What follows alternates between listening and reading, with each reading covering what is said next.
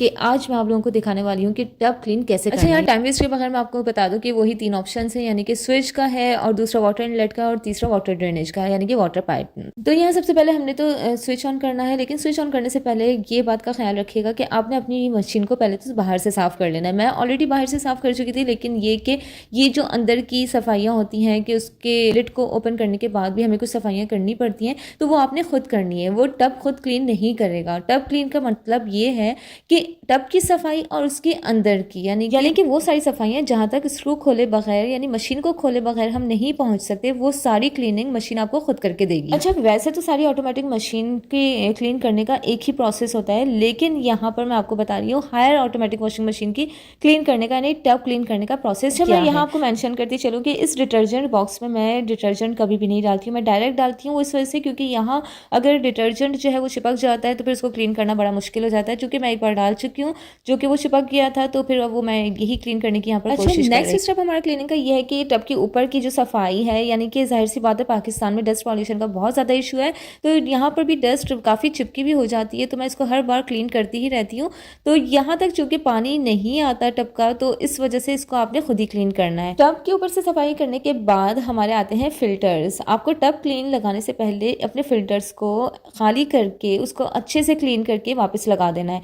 यानी आपका जो टब क्लीन का प्रोसेस है वो इसके लिए नहीं है, बल्कि वो सिर्फ टब के लिए है। तो ये फिल्टर्स को आपको खुद ही क्लीन करना है और मैं यहाँ इसको क्लीन कर रही हूँ। ओपन करने का तरीका मैं आपको पिछली वीडियो में भी बता चुकी हूँ, अगर आपने नहीं देखा है तो एंड स्क्रीन पे आपको उसका लिंक मिल जाएगा। और चूंकि मैं बहुत सारे कपड़े वॉश कर चुकी थी ऑलरेडी, तो इसलिए आप देखेंगे इसमें कितना ज़्यादा डर्ट है, तो मैं इसको निकालूंगी। इसके पाइप वाटर के नीचे आपने इसको वॉश कर देना है, तो आपकी जो नेट है वो बिल्कुल क्लीन हो जाएगी, लेकिन उस तरीके से क्लीन नहीं होगी जिस तरह के आप टब क्लीन के बाद इसको देखेंगे। अच्छा, यहाँ फिल्टर को पानी से क्लीन करने के बाद मैंने इसको बंद करके दोबारा लगा देना है, लेकिन लगाने से पहले जो फिल्टर की स्पेस है, यानी जहाँ फिल्टर हम लगाते हैं उसकी साइड्स को भी आपने क्लीन कर देना है, क्योंकि समटाइम वहाँ पर भी काफ़ी डर्ट जमा हुआ होता है, जैसे कि आप लोग देख रहे होंगे। और अच्छी तरह से डर्ट क्लीन करने के बाद मैंने फिल्टर को वापस लगा दिया, और यही प्रोसेस मैंने दूसरे फिल्टर के साथ भी किया है। उसको निकाला और उसकी सारी डर्ट निकालने के बाद उसको टैप वाटर से वॉश किया, देन उसकी स्पेस की क्लीनिंग करके और मैंने फिल्टर्स को वापस लगा दिया। जैसे कि आप लोग देख रहे होंगे कि इन 2 फिल्टर से ही कितना ज़्यादा डर्ट निकला है। तो फिल्टर का काम यही है कि वो सारी डर्ट अपने अंदर ले लेता है और बाकी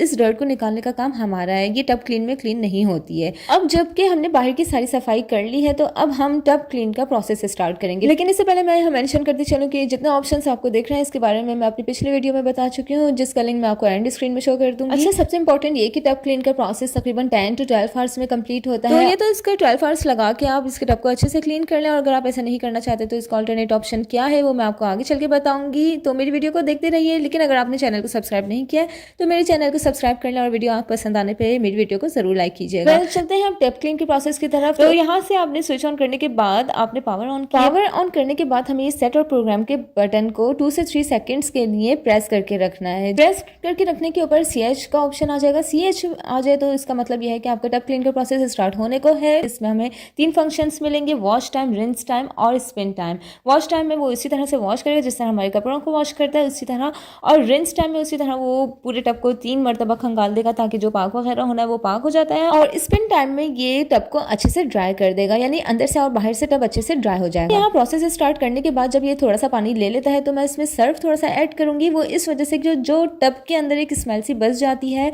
उसको खत्म करने के लिए आप इसमें थोड़ा सा सर्फ भी ऐड कर सकते हैं। तो इससे आपके टब की स्मेल भी खत्म हो जाएगी और टब अच्छे से यानी क्लीन भी हो जाएगा। सर्फ डालने के बाद मैंने इसको दोबारा से बंद किया है और फिर मैंने इसको दोबारा से स्टार्ट कर दिया। और जनाब हमारे टब क्लीन का प्रोसेस यहाँ से स्टार्ट हो गया है। इसका फर्स्ट स्टेप यह है कि ये इनलेट के जरिए अपने टब में पूरे तरीके से पानी फिलअप कर लेगा, यानी कि ऊपर तक का पानी इसमें फिल होगा। और चूंकि मैंने आपको बताया कि इसका जो टाइम ड्यूरेशन है वो तकरीबन 10 to 12 आवर्स है, तो इसके हिसाब से आप ये सोचें कि इसका प्रोसेस कितना स्लोली होगा। तो इस हिसाब से आपको थकना नहीं है, बल्कि इसको रात में लगाएं और फिर आप सुकून से सो जाएं। जब आप सुबह उठेंगे तो ये पूरा कंप्लीट हो चुका है। मैं बताती चलूँ कि बहुत से लोग मुझसे पूछ रहे थे कि ऑटोमेटिक मशीन के लिए आप कौन सा सर्फ यूज़ करती हैं, तो वो है ये सर्फ एक्सेल मैटिक, जो कि हायर वालों ने ही रिकमेंड किया है। तो ये सर्फ बहुत बेस्ट है, आप इस ऑटोमेटिक मशीन में ये भी वाला सर्फ यूज़ किया करें, इससे खुशबू भी अच्छी आ जाती है और ये आपकी मशीन के लिए भी बहुत बेस्ट है। और जनाब मशीन यहाँ पूरे तरीके से पानी ले चुकी है, यानी टब को ऊपर तक फिलअप कर चुकी है। लेकिन मैं आपको एक बार लिड ओपन करके दिखा दूं कि पानी कहाँ तक फिलअप हुआ है और जो मैंने सर्फ लिया था उसके हिसाब से कितना झाग बना है। तो आप भी चाहें तो इतना ही सर्फ ले सकते हैं, यानी इतना ही झाग बनेगा, वो भी इनफ ही है। अच्छा, इसका प्रोसेस चूंकि बहुत ज़्यादा लंबा है तो मैंने भी ऐसा ही किया था कि मैंने रात में लगाया और मैं पीएच आने के बाद सो गई थी। उसके बाद जब मैंने उठ के सुबह देखा तो ये पूरे तरीके से क्लीन हो चुकी थी। तो वर्बली मैं आपको ये बता दूं कि CH आता है, CH में ये इस तरह से वॉश टाइम लेता है, यानी कि जिस तरह से हमारे कपड़ों को धुलाई के लिए ये टब को घुमाता है, इसी तरह ये इस खाली टब को भी टब क्लीन करने में घुमाएगा 1 टाइम, फिर थोड़ा सा वेट करेगा, पानी उसी में रहने देगा और फिर दोबारा से घुमाएगा, फिर पानी उसी में रहने देगा, थोड़ा सा स्टॉप हो जाएगा और फिर दोबारा से इसको घुमा के, यानी ये प्रोसेस इसका 3 टाइम्स चलेगा। उसके बाद आ जाता है BH आने के का मकसद ये है कि टब की इनर क्लीनिंग हो रही है, इनर क्लीनिंग में भी काफ़ी टाइम लेगा। उसके बाद वॉश टाइम कंप्लीट होने के बाद आ जाएगा रिंस टाइम में। रिंस टाइम में जैसा कि मैंने आपको बताया कि ये 3 टाइम्स इस टब को खंगालेगा, बिल्कुल उसी तरह जिस तरह हमारे कपड़ों को रिंस करता है 3 टाइम्स या 2 टाइम्स या 1 टाइम, जितने भी टाइम पे आप लगाते हैं वो करता है, लेकिन यहाँ पर ये ऑटोमेटिकली 3 टाइम्स लेगा।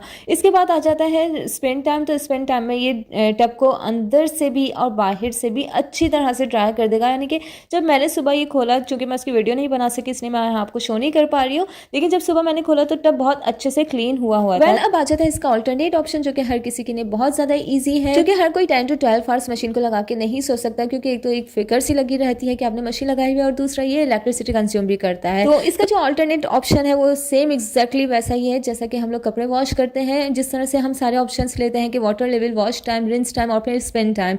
तो आपने वो सारे ऑप्शंस लेने हैं, लेकिन आपने वाटर लेवल जो है इसको फुल रखना है। उसके बाद आपने वॉश टाइम भी आप अपनी मर्जी से लगा सकते हैं कि 3 मिनट्स 5 मिनट्स, यानी टब कितनी देर में क्लीन हो, कितनी देर तक क्लीन होता रहे, आप उस हिसाब से वॉश टाइम ले सकते हैं। उसके बाद रिंस टाइम आ गया है कि आपको अगर टब पाक वगैरह करना है, यानी अगर आप 3 टाइम्स 2 टाइम्स या 1 टाइम रिंस करना चाहते हैं तो आप रिंस टाइम का टाइम लगाएं। और इसके अलावा फिर आ जाता है स्पिन टाइम। स्पिन टाइम में ये होता है कि आप टब को ड्राई कर रहे हैं, तो आप अपने हिसाब से टाइमिंग्स रख सकते हैं। लेकिन यहाँ मैं आपको सजेस्ट करूंगी कि वंस अ ईयर आप अपने टब को जरूर क्लीन करें, यानी टब क्लीन का ऑप्शन जरूर यूज करें, क्योंकि टब क्लीन में इंटरनल क्लीनिंग हो रही होती है। अगर हम अल्टरनेट ऑप्शन ही यूज करेंगे तो इंटरनल क्लीनिंग नहीं होगी, बल्कि उसकी सिर्फ और सिर्फ एक्सटर्नल क्लीनिंग होगी, सिर्फ टब की क्लीनिंग होगी या फिल्टर्स की क्लीनिंग होगी, उसके अलावा इंटरनल क्लीनिंग नहीं हो सकेगी। तो अगर आप अपनी मशीन को सेफ रखना चाहते हैं तो वंस अ ईयर जरूर इसकी टब क्लीनिंग करें, ताकि जो आपकी मशीन भी सेफ रहे और अंदर से भी इसकी क्लीनिंग होती रहे। अच्छा, आफ्टर टब क्लीनिंग यहाँ मेरी मशीन क्लीन हो चुकी है। जैसा कि मैंने आपको बताया कि मैंने जब सुबह उठ के देखा तो मेरा टब ऑलरेडी क्लीन हो चुका था।